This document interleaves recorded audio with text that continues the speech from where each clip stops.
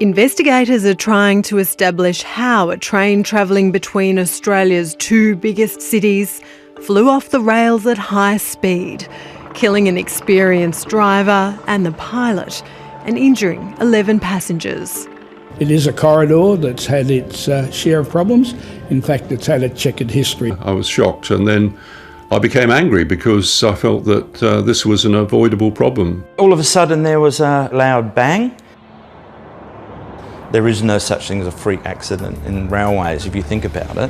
It's got to be a fault. Bev and Richard Sherman boarded the XPT at Sydney Central Station early last Thursday morning.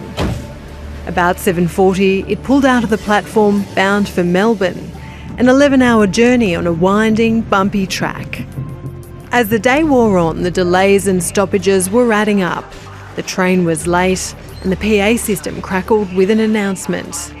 And someone came on the PA system, not sure exactly who it was, whether it was the driver or whatever, and said, look, apologies, we've had issues with signals, we've had various issues. And the last thing that person said was, we're as frustrated as you are, what else could go wrong? As dusk settled across Victoria, about 7:45 that night, the train passed through Wallan, 45 kilometres north of Melbourne. There we were doing what I think was 100 kilometres an hour, and there was a jolt. James Ashburner was in a carriage near the front of the train.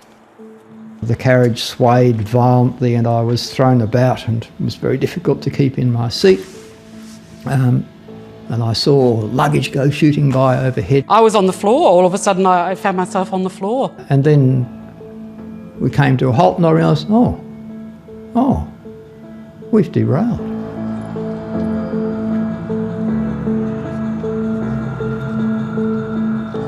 Train driver John Kennedy died alongside his unnamed female pilot. John was a very well-respected professional driver, had been a senior manager in New South Wales Railways, but chose to take a redundancy in order to drive trains instead, which was his first love. Earlier this month, John Kennedy had sent chilling emails to his friend, Canberra academic Clive Williams, about the XPT service. He wrote that his last 6 trips had been late or cancelled due to train fault issues, that he'd been down to one engine and on another trip had no speedo. Well, I rode with John on the 23rd of November last year from Albury to Melbourne. And when I got on the train with John, he said, you're going to get a bit of a shock on some sections with the violent sideways movement. You need to hang on. The problems on the track date back nearly a decade when this anonymous train driver gave 7:30 an ominous warning. The way the tracks are at the moment is it is a matter of time before a train derails. The track's concrete sleepers rest on soft foundations, which move under the weight of passing trains. It's like a big pothole in a sense. So, in a vehicle, you hit a hole in the road and bang, and you feel that.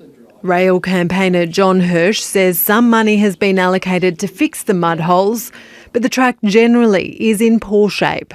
It's pretty much the corridor as I recall it. 50, 60 years ago, it was almost the same as it is today. It's completely neglected. Well, it hasn't had government priority. Lots of politicians have come along and made promises, but nothing has actually ever been done to fix it. And now we've got this situation that John has died because of it. As the XPT approached Wallan last Thursday, it entered a dead signal zone. They'd been knocked out by a fire. 2 extra staff were rostered on to help manually signal the driver to slow down as he moved onto a section of track similar to a passing lane.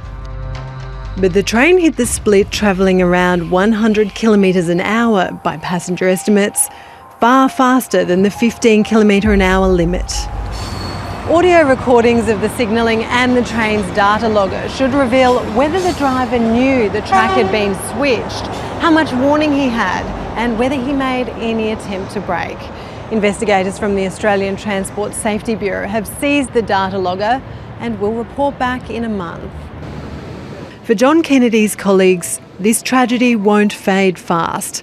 The implications are very personal.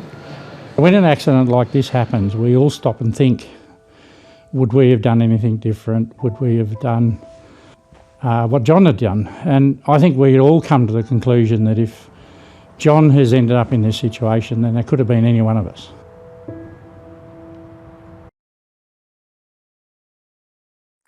Hi, I'm Lee Sales. Thanks for watching this story. If you'd like to watch more of 730's stories, they are on the left of your screen.